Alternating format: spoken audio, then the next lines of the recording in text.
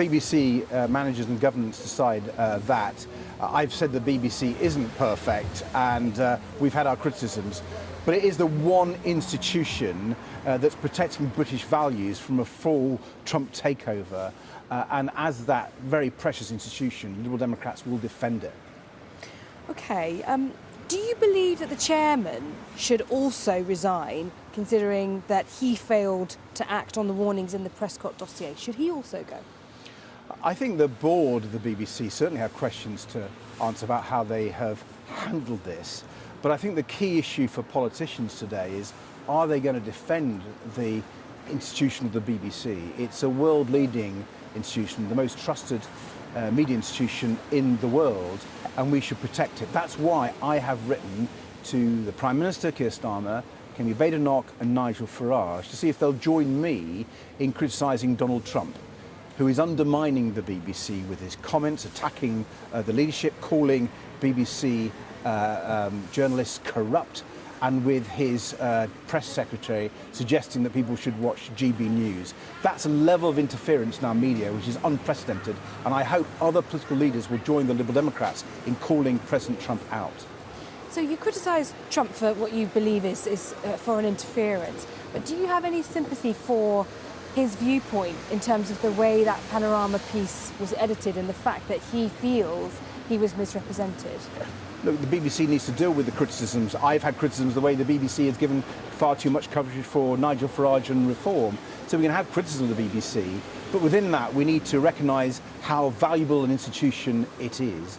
It's world-leading in its trust in it on media, and that's so precious to our country. And that's one of the reasons why people like President Trump and others like him, Nigel Farage, want to undermine the BBC. Well, the Liberal Democrats, I think, are speaking for the vast majority of British people. We value the BBC, and we don't want Trump's America to become Farage's Britain, with a BBC that's been hit in the way that Donald Trump is hitting the free press in America. So what are you alluding to here? Do you think there's an agenda? Do you think there's an end game here from Trump, from Farage? What are you trying to say? What do you think they are trying to achieve? There are people on the right wing of British politics, and indeed in the White House, who've been attacking the BBC for a long time.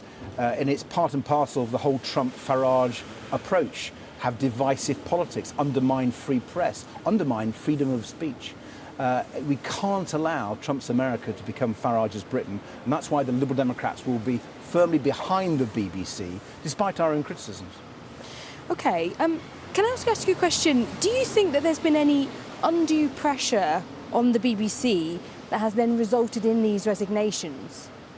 I don't know whether that's the case. I am very worried about the board of the BBC and what they are doing here, but I'm particularly worried about the pressure from the White House.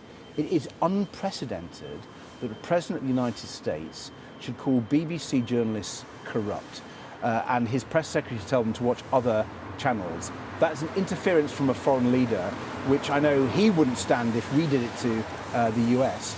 And that's why I've written to Keir Starmer and to Kemi Badenoch and to Nigel Farage to ask them to join me in criticising Donald Trump for his attack on the BBC.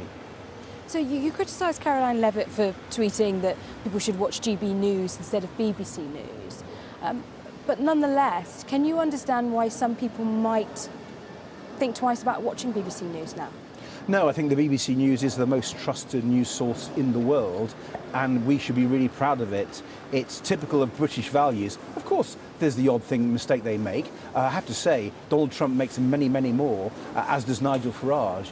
And so the fact that Nigel Farage is basically teaming up with President Trump to criticise the BBC is shocking. It's unpatriotic, it's wrong, and it shows that he wants Trump's America, with his attacks on free media, coming to the UK.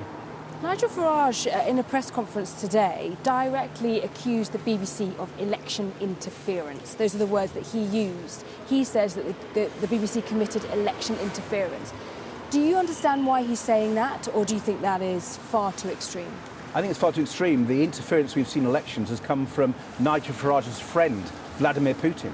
We've seen Russian interference in the most profound, appalling ways, and yet Nigel Farage calls Vladimir Putin the world leader he most admires. I think people need to see through Nigel Farage, see through Donald Trump, and realise what they're trying to do to our great country and our British values. Liberal Democrats won't accept it. I don't think the vast majority of British people will either.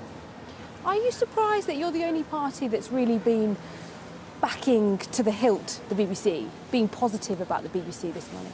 I'm slightly worried, to be honest. That's why I've written to Keir Starmer and Kenny Badenol and Nigel Farage in the hope that they will back me to criticise Donald Trump for his attack on our BBC. I don't want to be the only party leader defending the BBC. I hope others come and join me.